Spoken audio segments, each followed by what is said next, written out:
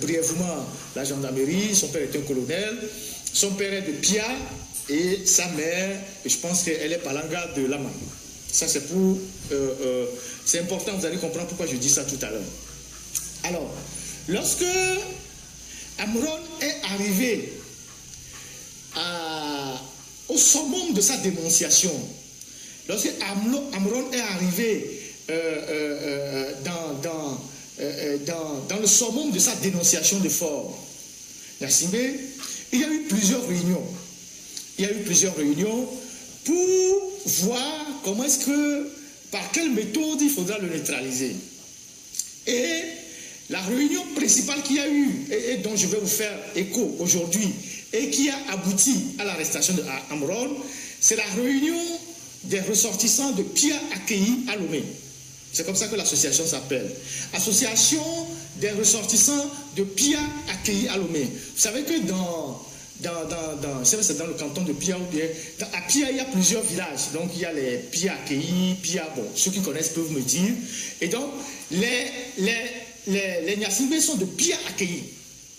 Et généralement, cette localité-là, il y a des extrémistes parmi eux qui soutiennent le pouvoir, qui disent que le pouvoir ne doit jamais basculer. Donc ces gens-là, leur association qui se trouve à Lomé, ils ont fait plusieurs réunions, dirigées par un certain Beléi, qui est un douanier à la retraite. Et ce monsieur Beléi est le petit frère du général Beléi. Le général Beléi, je pense que c'était un marin, il est marin, il est toujours vivant, c'était un général de la marine, je ne sais pas, en tout cas il était au port. Le général Beléi était au port, mais c'est son frère, je ne parle pas du général, son frère, qui était un douanier, et c'est lui qui a présidé cette réunion-là.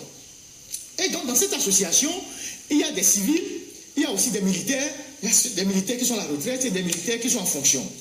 Donc c'est au cours de la réunion de cette association-là qu'ils ont dit que l'artiste c'est un fou, qu'ils n'ont pas voulu attribuer sa soi-disant folie à la lignée de son père, parce qu'ils savent que s'ils attribuaient la folie là à la lignée de son père, comme son père est de Pia, même s'il n'est pas de Pia accueilli, ça va créer des problèmes.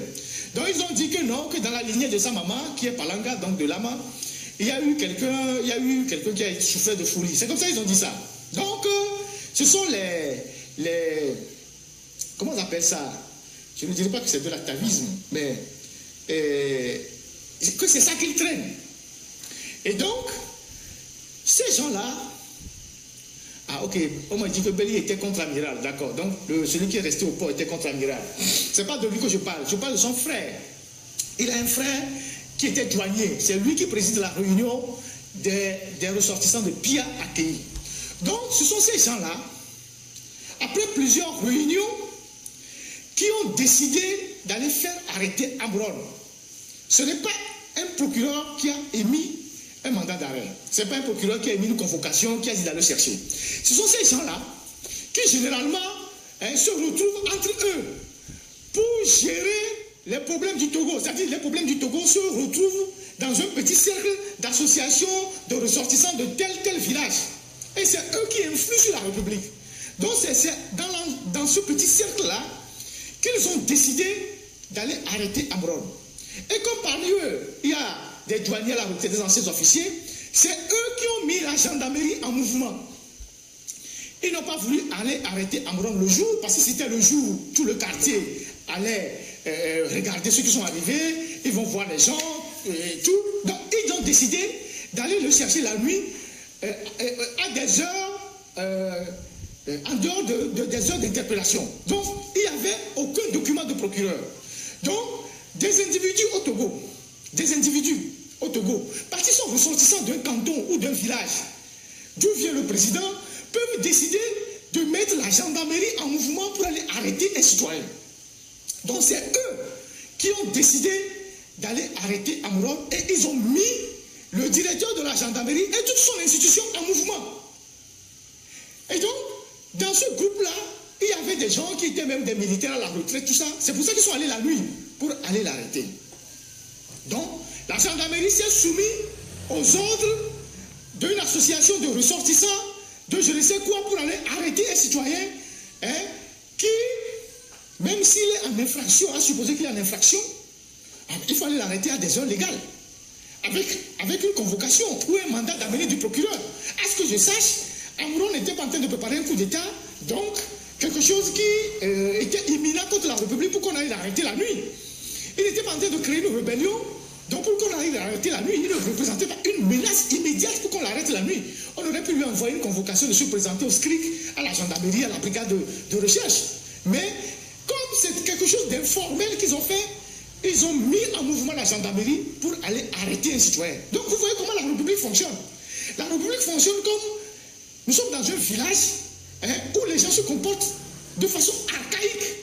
Donc ils ont mis en mouvement la gendarmerie et ils sont allés arrêter l'artiste. Donc c'est ce Béléi Douanier-là qui a dirigé cette réunion-là. Quand Amouron a été arrêté et qu'on l'a ramené à la gendarmerie la nuit là, ils l'ont bien bousculé, tabassé. Et ils l'ont tabassé au SCRIC. Et ils ont rasé la tête, la barbe et tout ça. Ils l'ont bien tabassé. Et donc, comme ils l'ont tabassé, le lendemain, il y a d'autres officiers qui ont appris comment le scénario a été fait et qui sont arrivés à la gendarmerie. Le père de Amouron aussi était arrivé là-bas. Pour demander au directeur de la gendarmerie comment se fait-il qu'il a pu autoriser ce kidnapping-là et pourquoi ils ont tabassé le garçon. Et entre ces officiers dont je ne vais pas donner les noms tout à l'heure et le directeur de la gendarmerie et d'autres officiers qui étaient sur place, il a failli avoir des altercations. Les gens ont failli se tenir l'école dans cette affaire-là. Ça a été très chaud entre eux. Et le père d'Amouron, dont les gens disent qu'il n'a pas souvent la parole facile, ce n'est pas quelqu'un qui parle, ce jour-là, il semble qu'il était hors de lui-même. Et ces officiers sont arrivés, certains se réclamant aussi du côté de la maman, tout ça. Ça a failli dégénérer ce jour-là, le lendemain de l'arrestation. Et donc, le directeur de la gendarmerie a été interpellé par les autres officiers qui sont arrivés, et le ton est monté, et le directeur de la gendarmerie a demandé à Amouron, lui il était tout petit, qu'on le connaissait, pourquoi il se permet de manquer de respect au chef de l'État, machin, tout ça, et qu'il est mal éduqué. Les autres lui ont dit, mais toi tu es du même canton, je ne sais pas quoi avec ça, mais s'il est mal éduqué, c'est que c'est vous qui l'avez mal éduqué, tout ça. Donc le ton est monté entre eux, et entre eux officiers, ça a failli dégénérer. Vous voyez là où cette affaire est en train de conduire. Donc, ils l'ont amené à Zébé après, pour cette histoire que vous connaissez, de folie, de tout ça là, sur laquelle ils sont jusqu'à ce jour. La famille ne sait pas véritablement où est-ce qu'il est. Tantôt on le balade ici, tantôt on le balade par là. On ne sait pas s'ils sont en train de rechercher. Pendant ce temps, on est en train de fouiller son téléphone ou ses téléphones pour voir avec qui il était en contact, s'il était en contact avec X, avec qui il discutait, pour voir si on va remonter des pistes, si on peut arrêter des gens à lever. Parce que comme il parlait beaucoup de Yakadé, tout ça, on cherche des pouces sur la tête rasée. Ensuite, ces gens-là, ils ont ils mobilisent des chefs dans la localité de Kara pour faire pression sur la famille. Et des gens même disent à la famille, oui, ce que vous êtes en train de faire là, ça peut déclencher autre chose. Si on perd le pouvoir, vous pensez que les gens vers qui le pouvoir va aller vont préserver vos intérêts et tout ça. C'est-à-dire qu'ils sont en train de tirer sur la fibre ethnique. Vous voyez, là où ils sont en train d'arriver.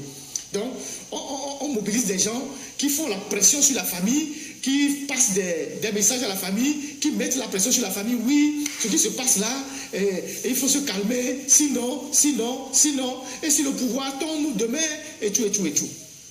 Donc, voilà comment les choses sont en train de se passer actuellement. Et ces extrémistes de Pia accueillis là, et qui sont souvent dans l'ombre, et qui parfois sont ceux qui alimentent même les milices au Togo, il faut qu'on les dénonce. Nous sommes à une phase où plus personne ne restera caché dans notre pays. Et quand vous allez à Pia là-bas, là, chez vous là-bas, là, Fort a fait quoi? Fort a fait quoi chez vous là-bas, à Pia là-bas? Il a créé quoi? Comme société, comme, c'est pas, entreprise pour employer les gens. Comme, il a créé quoi? Son père a créé quoi? Le fils a créé quoi? Pour que vous preniez en otage tout un pays dans une association de ressortissants d'un village. Qu'est-ce qu'on en a à foutre? Qu'est-ce qu'on en a à foutre? Faure Gnassingbé a fait quoi là-bas à Pia? Pas plus que la semaine dernière. J'ai appris qu'il y a une jeune fille, même de la famille du chef à Pia là-bas. Je ne sais pas si c'est Pia ou quoi, qui s'appelle Baka. Elle était à Lomé en train de souffrir, il n'y a pas de boulot, tellement elle souffrait. Elle est rentrée dans un réseau, elle est au Nigeria, on dit que oui, qu'il y a un réseau qui amène les gens au Canada. Elle est arrivée au Nigeria dans un état, et aux States, elle a été